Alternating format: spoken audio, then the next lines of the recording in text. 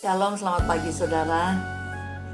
Apa kabar? Semoga saudara sekalian bangun dengan keadaan yang sehat, segar, tidak kekurangan sesuatu apapun, dan penuh semangat untuk menyambut hari ini. Baik saudara, sebelum kita melanjutkan pembacaan Alkitab kita hari ini dari Kejadian 21, mari kita bersatu dalam doa. Bapa di surga, kami sungguh mengucap syukur Tuhan bahwa pagi ini kami masih bisa kembali membuka mata kami, menarik nafas kami dengan penuh semangat Tuhan untuk menyambut hari ini. Kami percaya Engkaulah yang membangunkan kami Tuhan. Dan Tuhan, kami siap mendengarkan firman-Mu untuk mengalasi hari kami ini, untuk memulai mengawali hari kami ini. Oleh karena itu Roh Kudus, kami undang Engkau hadir. Biar Kau ambil alih pembacaan Alkitab ini dari pertama, pertengahan hingga akhirnya. Berilah roh pengertian supaya kami bisa mengerti firman yang Engkau sampaikan. Tuhan, kami juga berdoa Tuhan, biarlah firman-Mu menjadi penghiburan bagi orang yang sedang berduka cita, menjadi kekuatan bagi orang yang lemah, menjadi solusi bagi orang yang sedang memerlukan jalan keluar, dan menjadi semangat bagi orang yang putus asa. Karena kami percaya Tuhan, firman-Mu penuh kuasa. Terima kasih Bapa. Segala roh setan, roh iblis apapun yang berusaha mengganggu kami, yang mau menyalahartikan firman-Mu, kami ikat kuasanya, kami usir demi nama Tuhan Yesus Kristus. Biarlah hanya atmosfer Roh Kudus yang berada di sekitar kami, dimanapun kami berada. Terima kasih. Demi nama Tuhan Yesus kami berdoa dan mengucap syukur. Haleluya. Amin.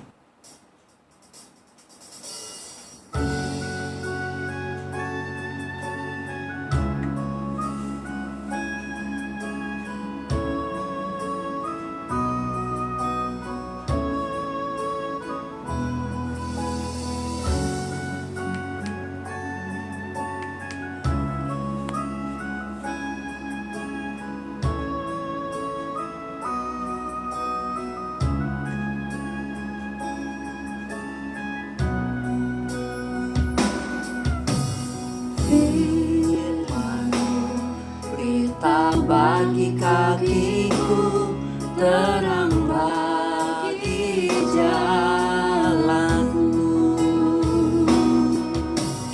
Firman-Mu, berita bagi kakiku, terang bagi jalanku. Waktu ku bimbang dan hilang jalanku, tetaplah Kau di sisiku, dan takkan ku takut asal Kau di dekatku, besertaku selamanya.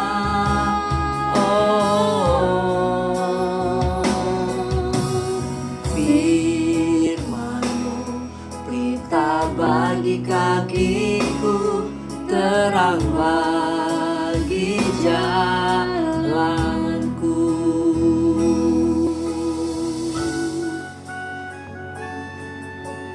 Ya Tuhan, biarlah firman-Mu menjadi terang bagi jalan kami di tengah dunia yang penuh kegelapan, di tengah dunia yang penuh kebimbangan. Tuhan, kami mau mendengarkan firman-Mu Tuhan. Beri kami kekuatan juga untuk melakukannya dalam kehidupan kami sehari-hari Tuhan. Tuhan, hanya firman-Mu Tuhan yang kami andalkan Tuhan.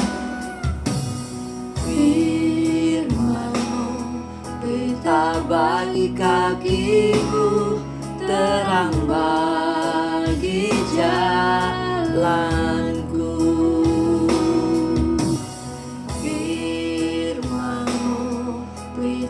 Bagi kakiku, terang bagi jalanku. Waktu ku bimbang dan hilang jalanku,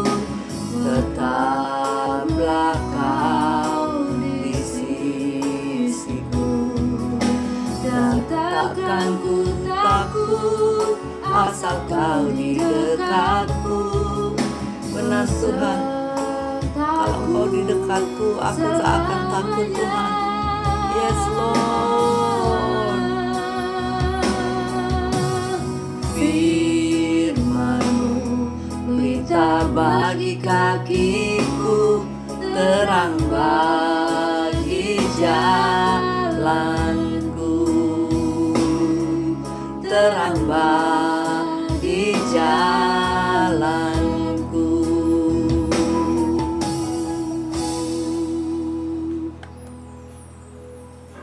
Kejadian 21. Judul perikop, Ishak lahir. 1. Tuhan memperhatikan Sarah seperti yang difirmankannya, dan Tuhan melakukan kepada Sarah seperti yang dijanjikan.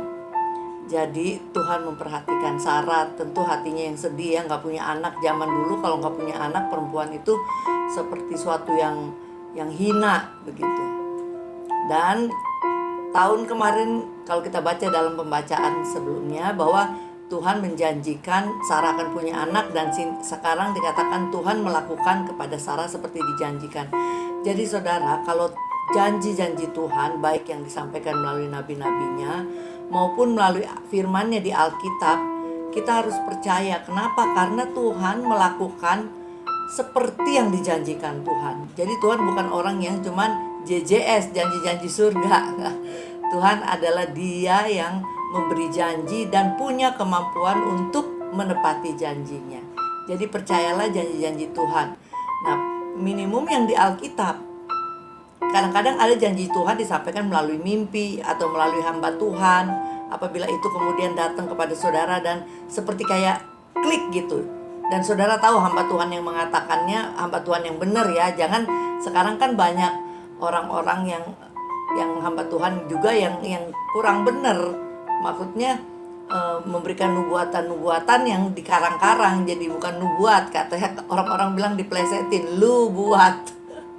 Jadi bukan dari Tuhan tapi dari lu gitu kan. Jadi kita juga harus selektif dalam mendengarkan nubuatan-nubuatan. Kita lihatlah orang ini emang dipakai Tuhan dan banyak nubuatannya Tuhan genapi. Nah itu baru janji nubuatan dari dia merupakan janji Tuhan yang dapat dipercaya.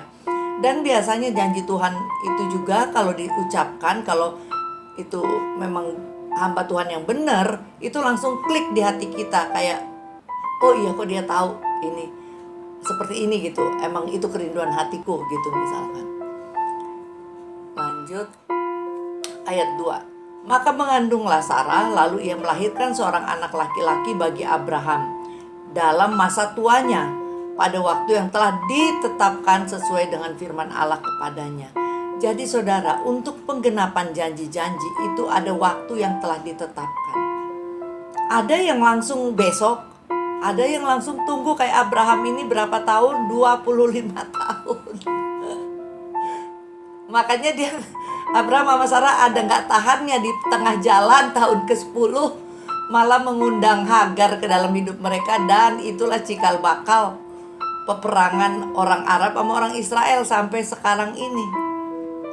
Dan kita sebagai Israel spiritual dan orang-orang Kedar, Nebayot, alias orang-orang yang di Arab dan punya kepercayaan seperti Kedar, Nebayot, itu sampai sekarang ya selalu bertikai. Ini cikal bakalnya karena Abraham tidak tahan dan Sarah tidak tahan menantikan janji Tuhan digenapi. Di tengah jalan udah ambil jalan sendiri, yaitu membawa masuk Hagar. Memakai pikiran sendiri, oh jangan-jangan begini nih jalan Tuhan, ayo kita laksanakan. Padahal bukan itu adalah jalan pikiran Sarah yang udah lama nunggu-nunggu gak datang-datang janjinya.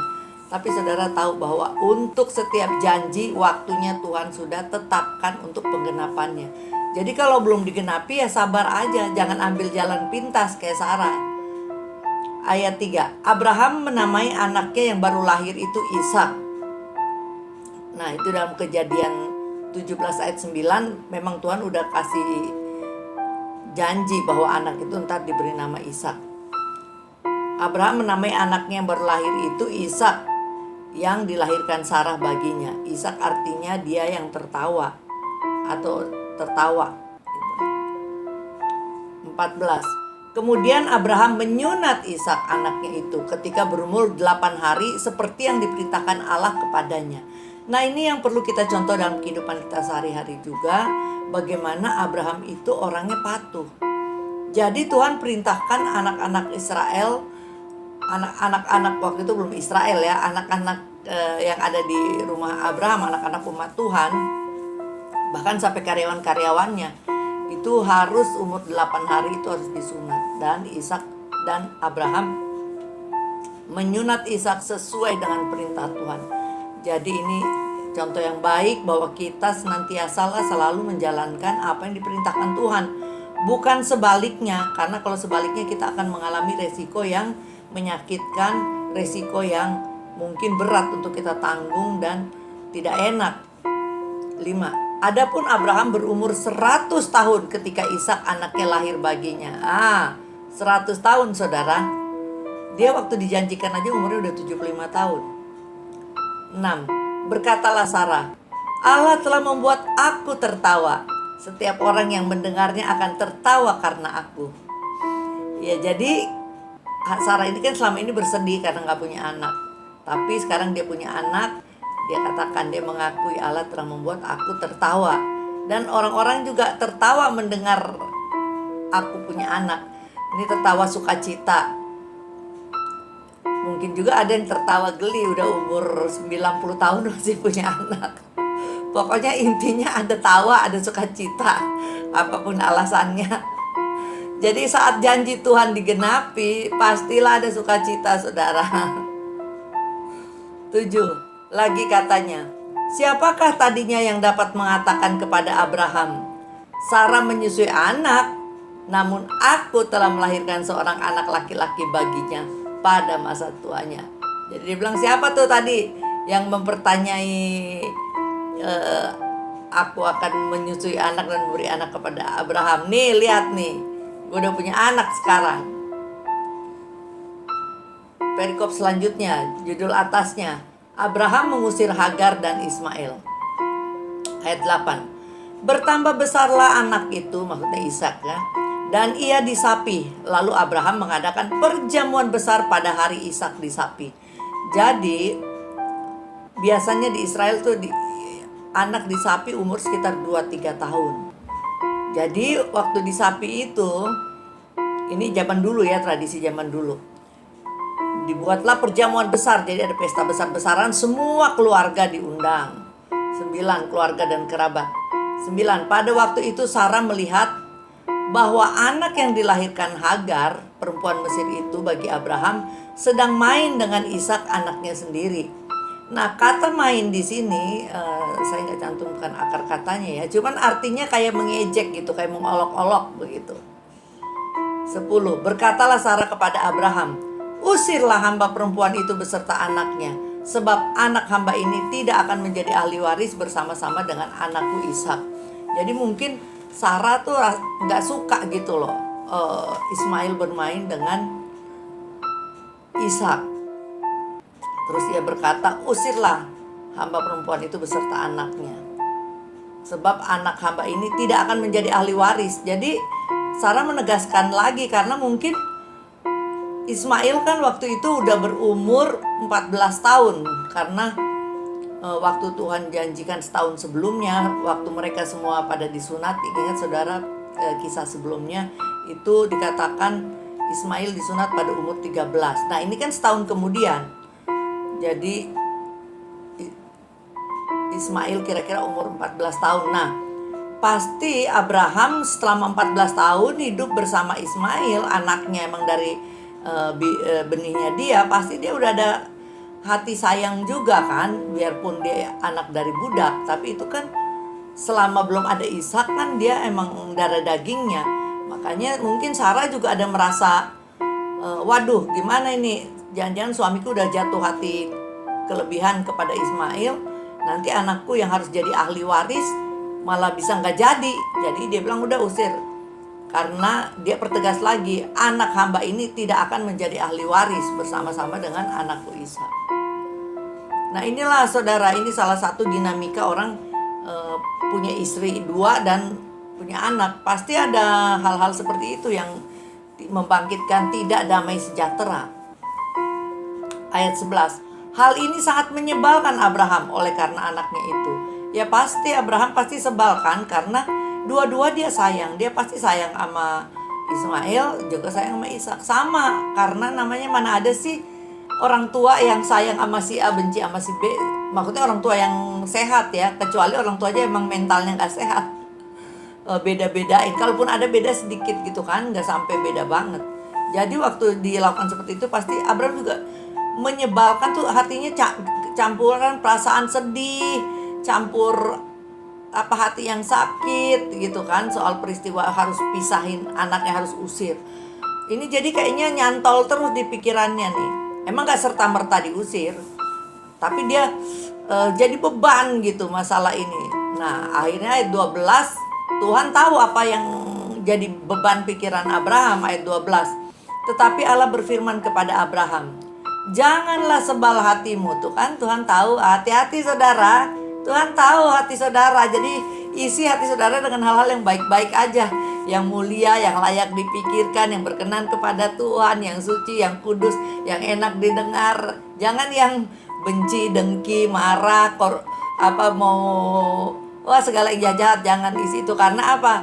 Tuhan tahu ini, jangan sebal hatimu karena hal anak dan budak itu.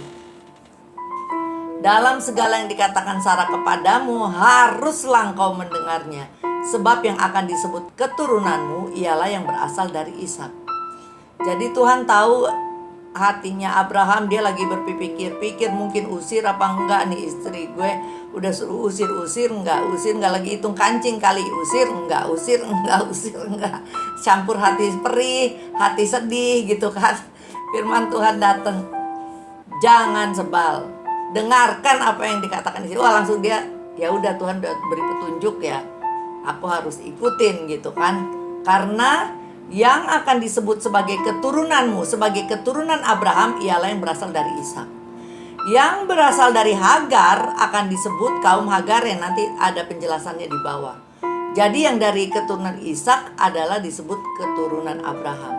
Yang dari Ismail disebut keturunan Hagarin. Nanti kita lihat di bawah ada saya jelaskan. 13. Tetapi keturunan dari hambamu itu juga, maksudnya dari Hagar, akan kubuat menjadi suatu bangsa karena ia pun anakmu. Jadi Tuhan juga tahu bahwa Abraham juga sayang sama Ismail. Jadi Tuhan gak udah biarin anak hamba udah tendang aja gitu. Ya enggak, nanti hati Abraham pasti sakit banget kalau dilakukan seperti itu. Tuhan juga sayang sama Abraham, dan pasti Tuhan sayang sama orang yang disayang Abraham. Demikian juga dengan kita. Kita bisa cari hati Tuhan, berkenan melakukan firman Tuhan, menyenangkan Tuhan senantiasa. Maka orang-orang yang kita cintai, yang kita sayangi, Tuhan juga sayang. Saudara harus tahu, itulah karakter Tuhan kita. Jadi semakin hari semakin kita baca Alkitab, kita semakin tahu karakter Tuhan kita. Nah, ini sedikit penjelasan mengenai keturunan Abraham dari Hagar. Yang dikatakan, sebab yang tadi kan disebutkan, sebab yang akan disebut keturunanmu, keturunan Abraham ialah yang berasal dari Ishak. Nah, yang berasal dari Ismail disebut orang Hagar atau orang Hagri. Dalam bahasa Inggrisnya Hagaren atau Hagarites. Nah, itu kita bisa baca di Mazmur 83 ayat 7. Penghuni kemah Edom dan orang Ismail, Moab dan orang Hagar. Itu dikatakan. Ini Mazmur 83 ini mengatakan, sebenarnya menjelaskan bahwa nanti Daud mengatakan, Daud atau Asaf ya saya lupa. Pokoknya di Mazmur ini mengatakan bahwa akan bangkit 10 koalisi dari orang-orang yang ingin menghapus Israel dari muka bumi. Nah, belum pernah terjadi, mungkin ini akan terjadi di akhir zaman. Nah, itulah udah disebutin ini siapa-siapanya. Nah, di antaranya adalah orang Hagar, yaitu orang dari keturunan Hagar, dari keturunan Ismail. Juga disebutkan dalam 1 Tawarik 5. Di zaman Saul mereka melakukan perang melawan orang Hagri. Hagri itu dari Hagarites, tapi di Indonesiaannya disebut Hagri. Setelah orang-orang itu jatuh ke dalam tangan mereka, maka mereka diam di kemah-kemah orang-orang itu yang di seluruh sisi timur Gilead. Jadi ada keturunan Hagar dan melalui Ismail juga membentuk suatu tahu disebut bangsa atau apa ya suatu keturunan lah, yaitu yang kemudian disebut Hagarin atau Hagarites, atau dalam bahasa Indonesia disebut orang Hagar atau orang Hagri. Ayat 14, keesokan harinya, jadi mungkin setelah Allah berfirman tadi, pagi-pagi Abraham mengambil roti serta sekirbat air dan memberikannya kepada Hagar. Ia meletakkan itu beserta anaknya di atas bahu Hagar. Kemudian disuruhnyalah perempuan itu pergi, maka pergilah Hagar dan mengembara di padang gurun Beersheba. Saudara, di ayat 14 ini banyak sekali rahasia. Yang pertama, waktu disebutkan keesokan harinya, itu bukan keesokan harinya setelah habis pesta penyapihan Ishak, tapi ini justru long way before. Jadinya ini justru lama, yaitu saat masih ini kisah yang berbeda lagi, bukan lanjutan dari yang tadi. Lanjutan dari pengusiran yang Hara suruh usir nanti ada di bawahnya. Tapi ini adalah yang kisah yang ayat 14 ini sebenarnya yang terjadi sebelumnya, karena waktu itu nanti kita lihat Ishak itu masih kecil. Mungkin masih bayi, masih bisa digendong-gendong. Jadi meskipun Alkitab tidak menjelaskan, jadi waktu Ismail masih kecil. Jadi waktu Ismail masih kecil, mungkin masih bayi atau pokoknya masih bisa digendong, itu ternyata Hagar itu juga pernah pergi, mungkin pernah diusir gitu. Tapi entah apa balik lagi atau bagaimana, tapi kelihatannya sejak itu, karena di sini dikatakan mereka, maka pergilah Hagar mengembara di padang gurun Beersheba. Kelihatannya di Beersheba dibangun lagi satu rumah untuk Hagar. Kelihatannya seperti itu karena nanti kita baca dalam pembacaan berikutnya, waktu Abraham buat perjanjian dengan Raja Gerar, itu mereka buat perjanjian juga di Beersheba. Kalau Abraham tinggal di Gerar, sekarang kan dia tinggal di Gerar, di daerahnya Raja Abimelek ini, yang ngapain mereka ke Beersheba gitu kan. Terus juga waktu Abraham mempersembahkan Ishak, terus nggak jadi kan akhirnya kan, karena disitulah Tuhan bilang, aku melihat hatimu yang emang sungguh-sungguh kepadaku. Waktu pulangnya Abraham tuh nggak pulang ke Gerar, balik ke rumahnya yang sekarang ini, tapi dikatakan Abraham bersama bujangnya pindah turun dan kembali tinggal di Beersheba. Dwell bukan cuma stay, bahasa Inggrisnya dwell tuh menetap, penduduk. Jadi kayaknya sejak kejadian ini yang Hagar mengembara di padang gurun Beersheba, kayaknya Abraham membangun rumah juga di Beersheba. Jadi ini kayak flashback kejadian yang waktu Ismail masih kecil, bukan waktu penyapihan. Kalau waktu penyapihan itu kan Ismail udah umur sekitar 14. Itu kalau penyapihannya baru kalau di sapi baru lahir, tapi kan di sapi biasanya umurnya 2-3 tahun. Jadi mungkin waktu itu Ismail udah umur antara 16-17, ya antara 14 tambah 2-3 tahun lah, 15-16 gitu. Jadi udah besar, nggak mungkin ini. Di sini kan dikatakan ia meletakkan beserta anaknya di atas bahu Hagar, 15 tahun Ishak di atas bahu Hagar, bisa Hagar mejret. Jadi ini flashback. Flashback, pagi-pagi Abraham mengambil roti serta sekirbat air dan memberikannya kepada Hagar. Yang meletakkan itu, jadi air itu beserta roti dan air itu beserta anaknya di atas bahu Hagar. Kemudian disuruhnyalah perempuan itu pergi. Maka pergilah Hagar dan mengembara di padang gurun Beersheba. Saudara, sepanjang Alkitab Beersheba itu nggak pernah disebut padang gurun. Beersheba itu emang nama suatu tempat, hanya kali inilah disebut padang gurun. Jadi saya rasa mungkin ini adalah karena dua cerita jadi satu. Mereka nanti emang hidup di padang, tapi padang gurun Paran, bukan Beersheba. Jadi ada sedikit bergabungan atau persinggungan lah di sini. Ayat 15. ketika air yang di Kirbat itu habis, dibuangnya lah anak itu ke bawah semak-semak. Ya itu bayangin, kalau dia 15 tahun kan gimana buangnya ke bawah semak-semak. Semak-semak sama dia juga tinggian dia. Jadi ini emang peristiwa lain, bukan sambungan dari yang waktu Hagar suruh usir itu. 16. Dan ia duduk agak jauh, kira-kira sepemana jauhnya, sebab katanya, tidak tahan aku melihat anak itu mati. Sedang ia duduk di situ, menangislah ia dengan suara nyaring. Saudara, ini kita lihat ya, menangis dengan suara nyaring artinya menangis dengan hati yang contrite heart, hati yang hancur, hati yang desperado. Nah, itulah orang-orang yang menangis sungguh-sungguh dengan contrite heart, with desperate heart. Itu hati yang putus asa, hati yang hati yang perih gitu. Ini lihat ayat 17. Allah mendengar suara anak itu. Yang menangis mamanya, tapi kayaknya Allah mendengar suara anak itu. Saya belum lihat sih apa yang nangis itu Hagar atau anaknya, tapi yang jelas di sini Allah mendengar suara anak itu. Kenapa yang Tuhan dengar suara anaknya bukan suara Hagar? Karena juga yang Tuhan perhatikan adalah anaknya, karena anaknya ini ada darahnya Abraham. Lalu malaikat Allah berseru dari langit kepada Hagar, katanya kepadanya, apakah yang kau susahkan, Hagar? Janganlah takut, sebab Allah telah mendengar suara anak itu dari tempat ia terbaring. Jadi dari tempat terbaring, anak itu ya nangis-nangis juga. Jadi Tuhan telah mendengarnya. 18. Bangunlah, angkatlah anak itu dan bimbinglah dia, sebab aku akan membuat dia menjadi bangsa yang besar. Nah ini angkatlah, masih bisa diangkat, berarti masih kecil, gak mungkin 15 tahun. Angkat sama ibu-ibu.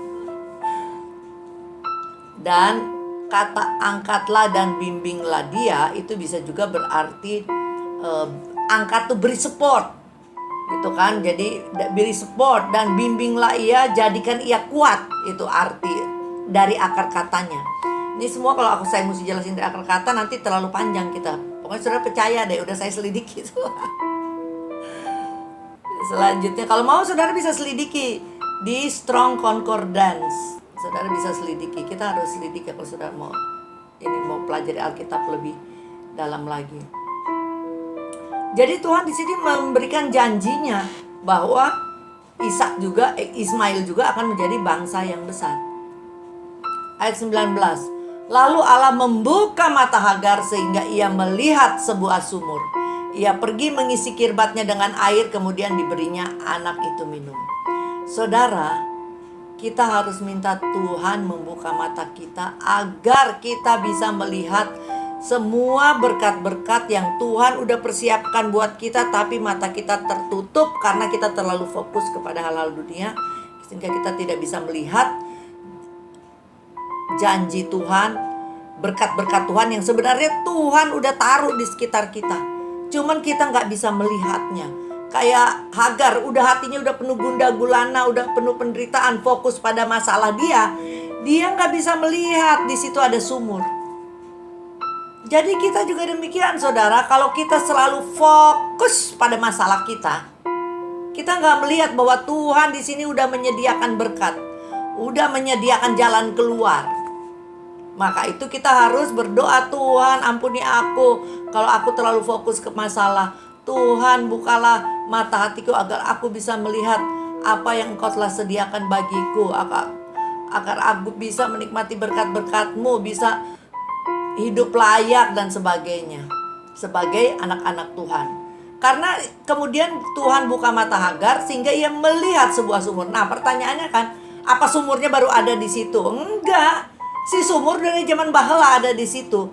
Malah mungkin kalau bisa ngomong udah manggil-manggil, Hagar lu ngapain? Aus-aus nih lo gua di sini. Tapi karena Hagar fokus pada masalahnya, bukan fokus pada Tuhan. Coba kalau fokus pada Tuhan, Tuhan udah buka matanya. Jadi ia melihat sebuah sumur. Sumur itu bahasa Ibrania bir. Sedangkan ini kan tempatnya di Beersheba. Mungkin ini sumur Beersheba itu. Mungkin karena nanti kita lihat di pasal berikutnya atau ayat ini ya, Abraham buat perjanjian dengan Abimelek itu di sumur Berseba. Terus melihat sebuah sumur, ia pergi mengisi kirbatnya dengan air, kemudian diberinya anak itu minum. Ayat 20. Allah menyertai anak itu sehingga ia bertambah besar. Ia menetap di padang gurun. Nah ini, dan menjadi seorang pemanah. Ini ayat 20 ini mungkin gabungan antara cerita yang lama dan cerita yang baru, di mana kemudian si Ismail udah besar dan udah tinggal benar-benar di padang gurun, bukan padang gurun Berseba, tapi padang gurun Paran. Nah Allah menyertai anak itu ya, karena sesuai Allah punya janji kan, dan dia bertambah besar dan ia menetap. Nah, ia menetap di padang gurun ini udah di padang gurun Paran dan menjadi seorang pemanah. 21. Maka tinggallah ia di padang gurun Paran, dan ibunya mengambil seorang istri baginya dari tanah Mesir. Karena memang padang gurun Paran, nanti kita akan lihat petanya, itu arah ke Sinai. Udah termasuk, saya rasa itu udah termasuk Jazirah Mesir. Lanjut. Ini dia. Jadi saudara, mungkin banyak orang juga belum mengetahui bahwa sebenarnya ada dua kejadian di mana Hagar dan Ismail pergi dari Gerar, dari tempatnya Abraham. Yang pertama itu saat Ismail kecil, masih dalam gendongan Hagar. Itu Hagar perginya ke daerah Berseba itu.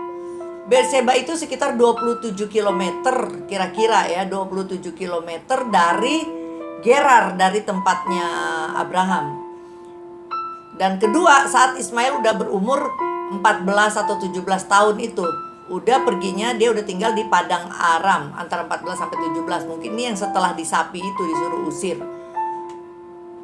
disuruh usir, nggak tahu apakah mereka datang sebagai tamu waktu acara penyapian itu atau mereka memang di rumah situ, tapi yang jelas disuruh usir.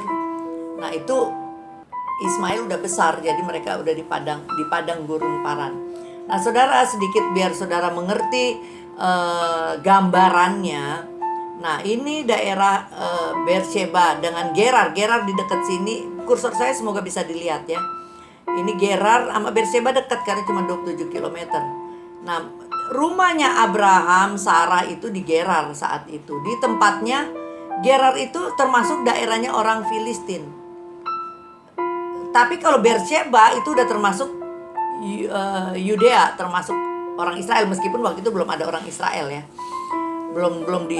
Baru ada Abraham kan. Israel kan baru mulai setelah anak cucunya Abraham, Yakub. Nah, dari Gerar tadi ini pindah ke Berseba dekat 27 kilo. Tapi setelah udah dewasa ini pindahnya turun ke bawah nih, saudara lihat mana kursor saya. Nah, di sini nih padang gurun Paran ini, mereka pindahnya di sini. Nah, disinilah dia berkembang biak, kemudian nanti dia turun ke bawah sini, ke bawah lagi, yaitu di sebelah utaranya Arab, di situ makin berkembang biak menjadi orang-orang Arab.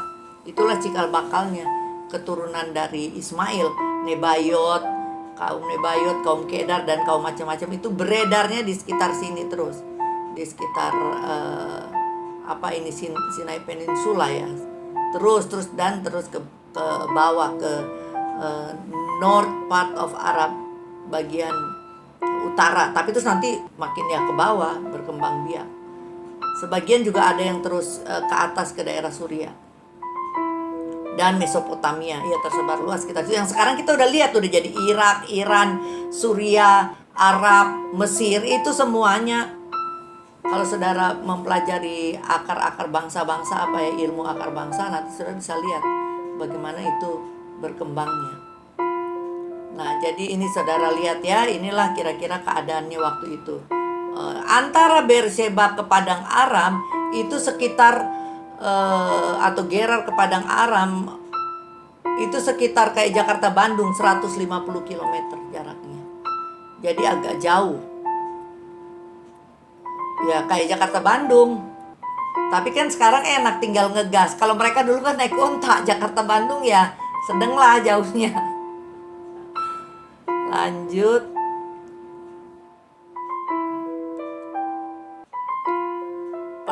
Judul perikop. Tunggu sebentar. Ini dia. Judul perikop. Perjanjian Abraham dengan Abimelek ayat 22. Pada waktu itu, di sini nih. Pada waktu itu Abimelek raja Gerar. Dan Abraham tinggal di Gerar. Saudara harus baca dari ayat Kejadian 1. Jadi saudara ingat tuh jalan ceritanya, ini bagus sekali. Di Alkitab nih emang jalan melalui cerita kita bisa mengenal karakter Tuhan, karakter manusia, karakter bapak-bapak leluhur iman kita kayak Abraham. Bahwa Abraham gak semerta-merta langsung jadi bapak orang beriman, dia melewati jatuh bangun.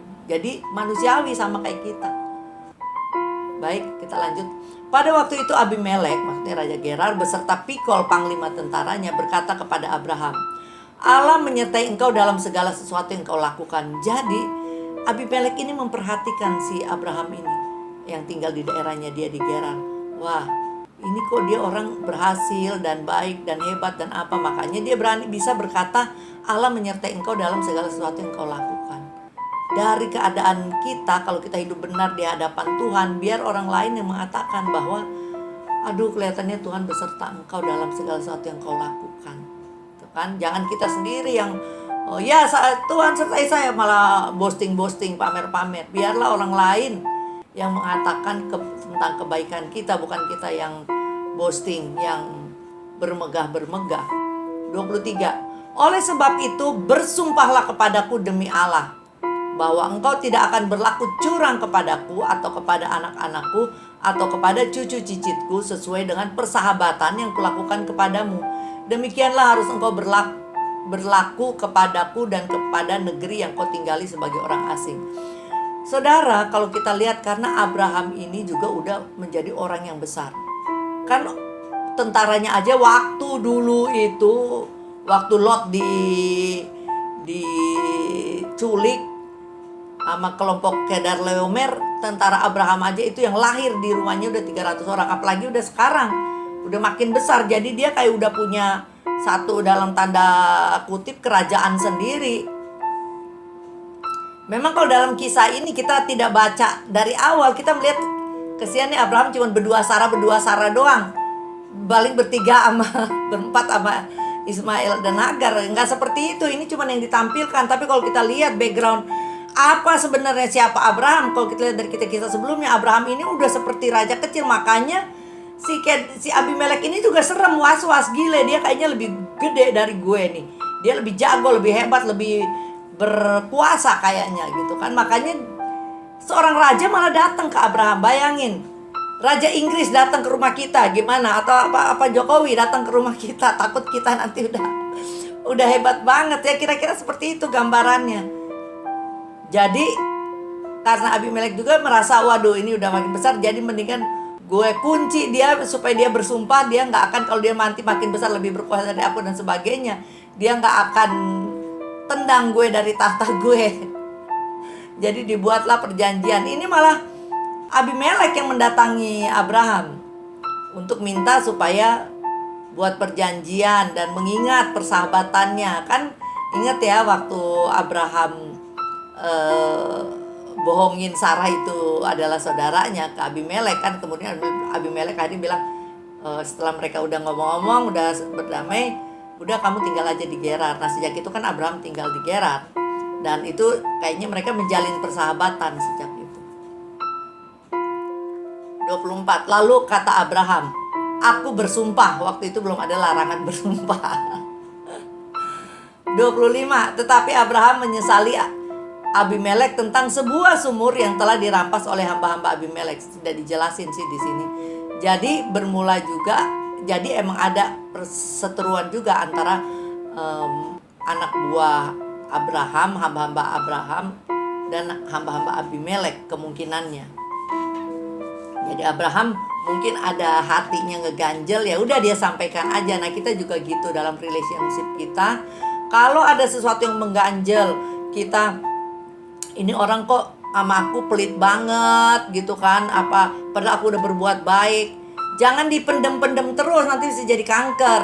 Jadi cuman benci-benci, udah sampaikan aja, kamu, aku tuh sakit hatiku, sedih karena aku begini baik sama kamu, tapi ini kamu. Mungkin orang itu yang pelit itu nggak sadar bahwa selama ini dia pelit, ngerti nggak? Karena udah jadi karakter. Tapi begitu kita ingatin dengan baik-baik, aduh aku menyesali kelakuan kamu. Kemarin aku minta tempe 1 aja kok kamu pelit banget, sedangkan kamu punya tempe, punya ayam, punya rendang, punya apa gitu kan. Contohnya. Jadi ya Abraham kasih tahu aja gitu dengan baik-baik. Ternyata emang benar. 26 jawab Abimelek, aku tidak tahu siapa yang melakukan hal itu. Lagi tidak kau beritahukan kepadaku. Sampai hari ini belum pula aku dengar. Nah bener kan? Abimelek aja nggak tahu. Jadi kita tuh jangan suka GR. Jangan suka biarin ntar dia tahu sendiri. Jangan. Ya kita kasih tahu, yang penting cara kasih tahunya jangan pakai jangan pakai ngomel, jangan pakai apa. Yang penting cara kasih tahunya baik-baik. Nah bener kan? Udah dikasih tahu, jadi tahu malah jadi damai. Jadi jangan dipendem-pendem. Itu seperti saya bilang, orang-orang kenapa banyak jadi badan sakit, jadi nggak sehat, jadi apa? Karena mendem-mendem sakit hati. Sakit hati dispendem aja. Itu ya itu kata orang-orang bilang bisa jadi kanker itu. Dan bisa bisa nggak sehat tubuh kita, hati kita, pikiran kita, nanti mempengaruhi sukacita kalau kita memendam-mendam kesalahan orang. Jadi kita harus sampaikan, ya berdamai, rekonsiliasi, jadi hidup enak. Dan jangan takut. Kebanyakan orang juga takut kasih tahu, nanti wah nanti malah jadi berantem, nanti jadi masalah ini itu aduh nggak usah deh. Pokoknya sebelum saudara menyampaikan isi hati saudara kepada orang yang saudara ada masalah, doa dulu, Tuhan, aku mau kasih tahu nih ke orang ini pelit banget nih, cuma soal tempe 1. Padahal gue udah baik sama dia, tiap datang gue selalu bawa buah-buahan, bawa ini bawa itu. Ini tempe 1 kok dia pelit banget misalnya. Ya, jadi kita bilang aja sama Tuhan, nanti Tuhan udah arrange. Tuhan kan namanya juga Tuhan, Bapak kita. Dia udah atur nanti perasaan orang itu jadi nggak kickback ke kita atau apa. Kalaupun dia orang itu kickback ke kita, Tuhan udah kuatnya hati kita. Pokoknya semua kita terbuka sama Tuhan. Kita buat Tuhan sebagai Tuhan yang atur hidup kita gitu kan. Jadi hidup kita senang, bahagia. 27, lalu Abraham mengambil domba, lembu, dan memberikan semuanya itu kepada Abimelek. Kemudian kedua orang itu mengadakan perjanjian. Nah, ini loh Abraham punya hikmat. Ya, dia itu tahu mencari hati orang. Dia mengambil domba, lembu, memberikan semuanya itu kepada Abimelek. Sebenarnya diberi atau nggak diberi, Abimelek raja juga udah punya banyak harta kemungkinan besarnya.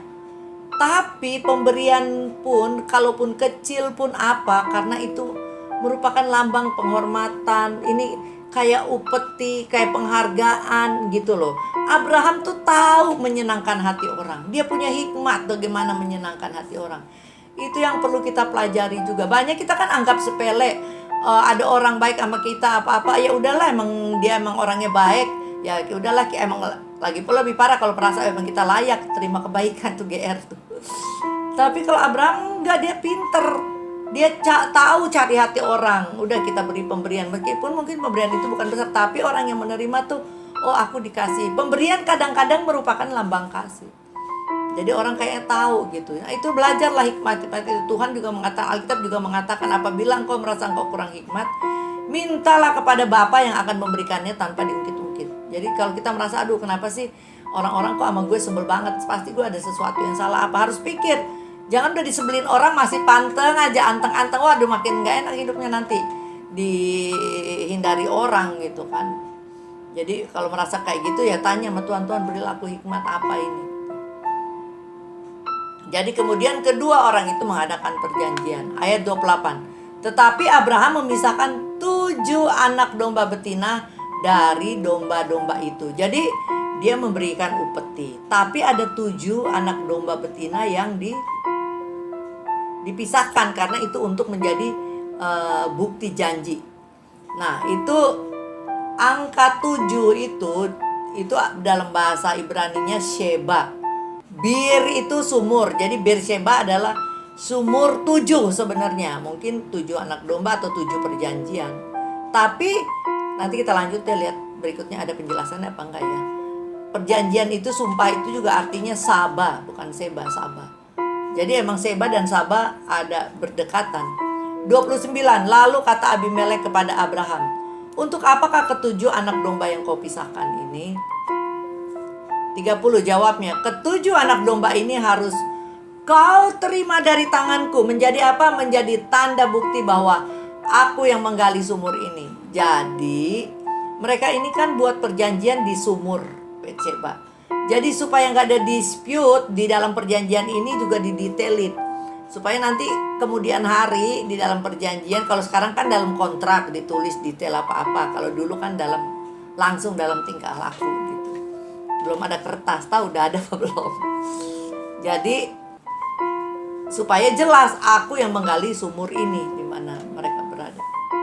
31, sebab itu orang menyebut tempat itu Beersheba karena kedua orang itu telah bersumpah di sana. Ini dia. Kata sumpah artinya Saba. Jadi ya Saba sama Seba deket lah. Jadi mungkin Beersheba itu sumur di mana ada 7 domba, di mana Abraham dan buat perjanjian Abraham dan Abimelek. 32, setelah mereka mengadakan perjanjian di Beersheba, pulanglah Abimelek beserta Pikol panglima tentaranya ke negeri orang Filistin. Ke negeri orang Filistin itu ya pulang kampung di Gerar. Berarti Gerar itu adalah jazirah orang Filistin. 33, lalu Abraham menanam sebatang pohon tamariska di Beersheba dan memanggil di sana nama Tuhan Allah yang kekal. Sekali lagi di sana Tuhan habis ada perjanjian, habis istilahnya itu adalah peristiwa besar ya, seorang raja datang ke rumah dia, dia membangun suatu monumen. Tuhan itu juga senang membangun monumen atau apa itu namanya, pokoknya monumen peringatan. Nah Tuhan itu senang. Jadi kalau ada apa-apa Tuhan ingin kita buat peringatan. Jadi kalau ngelihat ini, oh ya peringatan. Oh aku mau pakai cincin ini karena waktu itu aku udah mati terus Tuhan bangkitkan. Jadi setiap kali aku lihat cincin ini aku ingat bahwa aku masih hidup karena Tuhan udah bangkitkan aku dari kematian. Karena waktu itu sakit udah parah, napas udah berhenti 3 menit, tapi terus aku hidup kembali gitu. Misalnya contoh. Jadi aku buat tanda gitu. Jadi ini Abraham juga tahu sifat-sifat Tuhan.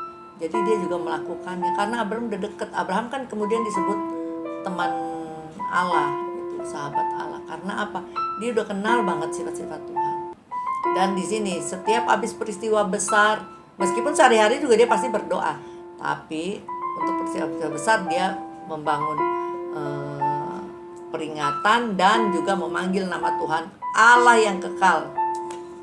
34, dan masih lama Abraham tinggal sebagai orang asing di negeri Filistin, yaitu di Gerar. Padahal dia juga ini di Beersheba sebenarnya mungkin di rumahnya yang tadi saya sebutkan. Baik saudara, sekarang selesai pembacaan kita hari ini dari Kejadian 21. Seperti yang saya selalu katakan, selama pembacaan itu saudara harus minta Tuhan, apa rema yang kau berikan hari ini, apa yang bisa aku petik dari pembacaan hari ini yang merupakan penghiburan, yang merupakan kekuatan. Kemudian kalau saudara dapat, langsung saudara catat di buku catatan. Makanya kalau baca Alkitab punya buku catatan dan pulpen. Atau enggak sekarang udah zaman canggih, di handphone bisa catat gini. Tapi yang penting dicatat supaya ntar saudara ingat lagi. Lagi saudara berduka, saudara ingat lagi. Lagi saudara bermasalah, buka lagi itu rema itu. Nanti dia akan hidup lagi, menguatkan lagi. Amin. Rema saya. Oh ini sebelum saya masuk ke rema, ini sedikit penjelasan tempat tinggal Abraham selain Gerar. Itu dalam Kejadian 22 ayat 19 dikatakan Abraham tinggal di Beersheba. Kemudian kembalilah Abraham kepada kedua bujangnya dan mereka bersama-sama berangkat ke Beersheba.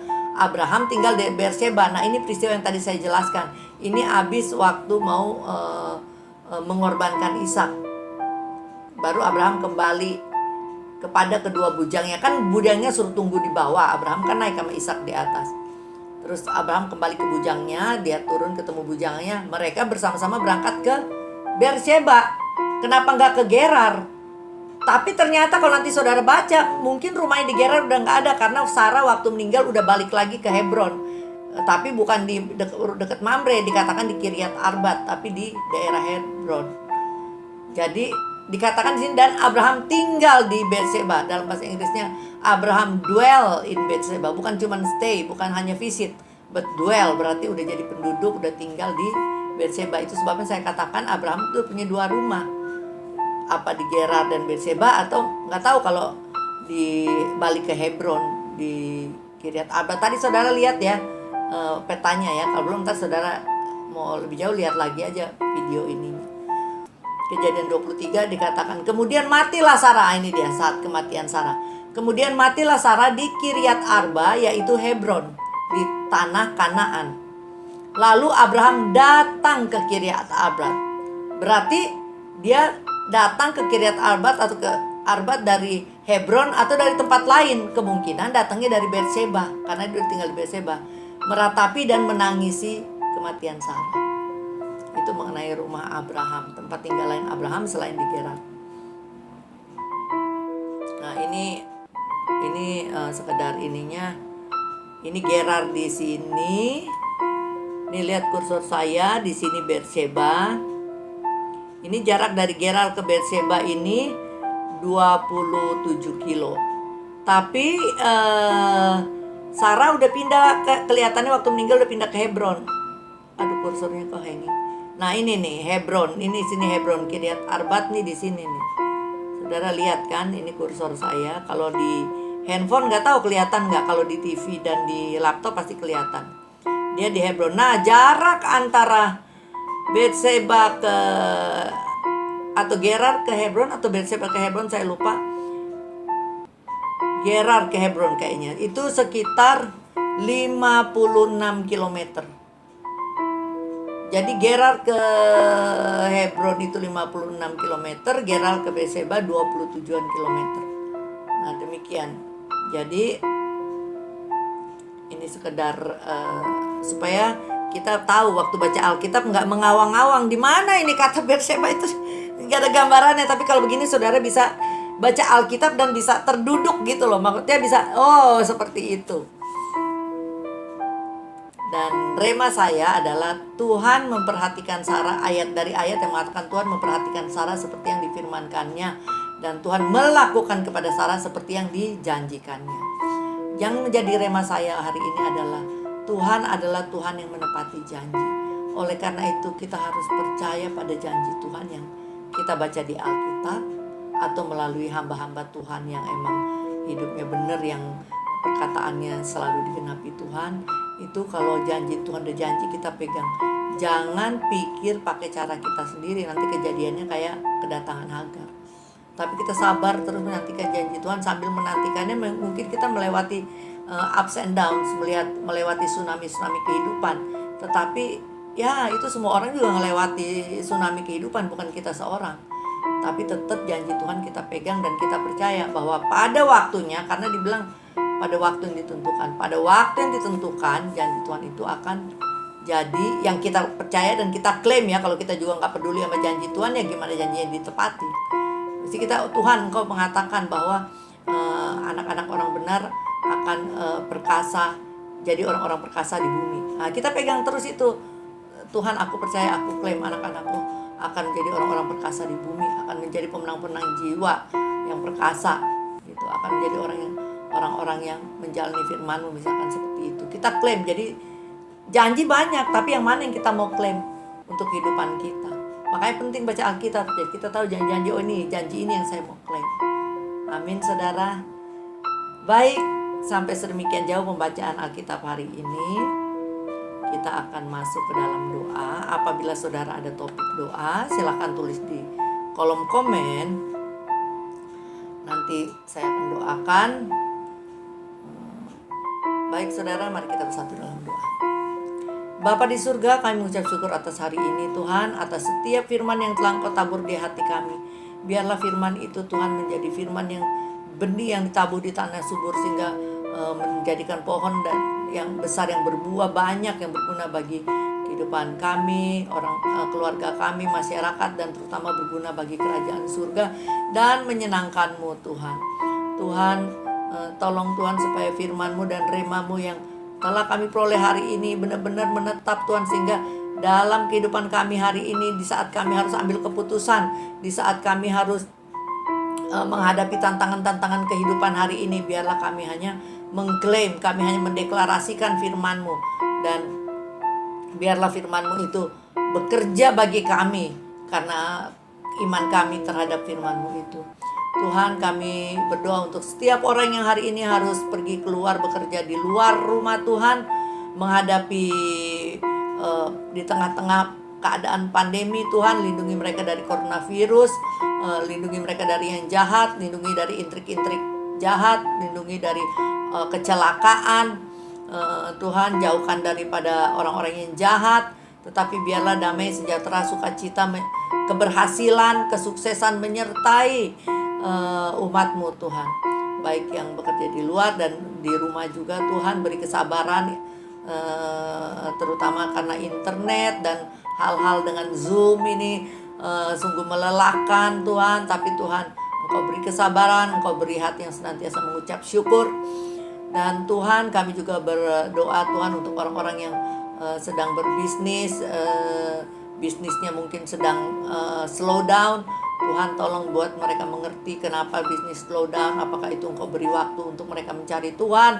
Apakah ini waktu untuk mereka evaluasi? Apapun itu, berilah petunjuk kepada mereka Tuhan, sehingga mereka tenang dalam melaksanakannya, tahu karena ada bimbingan-Mu Tuhan.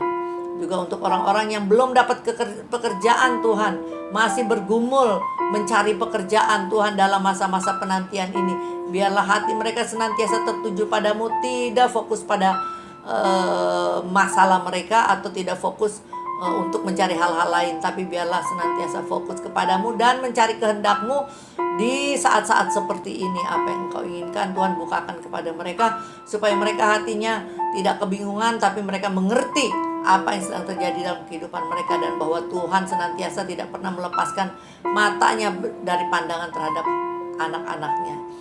Tuhan, segala interview, apapun yang telah mereka lakukan, buatlah berhasil, dan berilah pekerjaan yang terbaik yang daripada-Mu. Hal-hal yang harus mereka ubah, Tuhan sendiri yang mereka koreksi, Tuhan sendiri yang memberitahu dan mengungkapkan. Dan beri hati yang lemah lembut, hati yang meek heart, hati yang mau menerima setiap pengajaran perubahan yang Tuhan lakukan, baik melalui manusia maupun melalui firman-Mu di Alkitab. Tuhan, kami juga berdoa untuk orang-orang yang sakit. Tuhan, sembuhkan mereka. Tuhan, kasihani Tuhan, seperti Engkau selalu berbelas kasihanlah pada orang-orang yang sakit Tuhan. Bukakan kepada mereka akar dari sakit penyakit. Apabila akar itu adalah karena dosa, ampunilah Tuhan dosa mereka Tuhan. Buat mereka untuk minta ampun dan mengaku dosa. Apabila itu karena kuasa setan, kuasa jahat, Tuhan kirimkan hamba-hamba Tuhan yang punya karunia untuk mengusir segala kuasa-kuasa jahat, roh setan, roh iblis. Apabila itu disebabkan oleh kelalaian mereka Tuhan, tunjukkan Tuhan kelalaian mereka. Mungkin mereka terlalu makan banyak daging babi dan gak pernah olahraga misalnya Tuhan.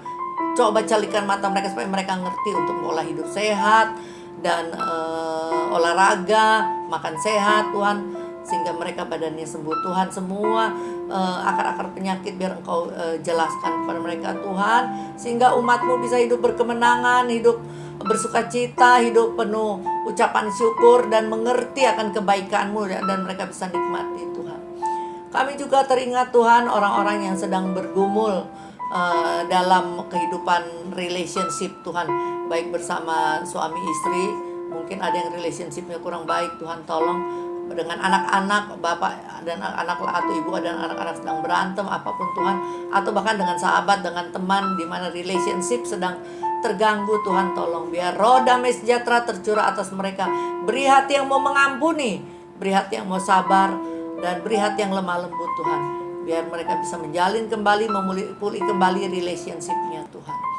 Tuhan, kami juga berdoa untuk anak-anak kami Tuhan di zaman sekarang ini Tuhan. Mereka adalah generasi penerus kami Tuhan.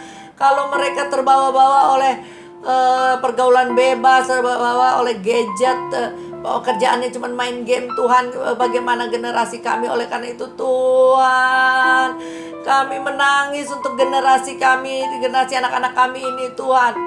Biarlah mereka Tuhan taruh hati yang mengasihi-Mu lebih dari yang lain. Jadikan mereka pemenang-pemenang jiwa Tuhan. Jauhkan mereka daripada pergaulan bebas, daripada narkotika, daripada segala kecanduan game, gadget, judi, rokok, dan pornografi dan lain-lain. Tuhan, jauhkan Tuhan anak kami dari hal-hal seperti itu Tuhan.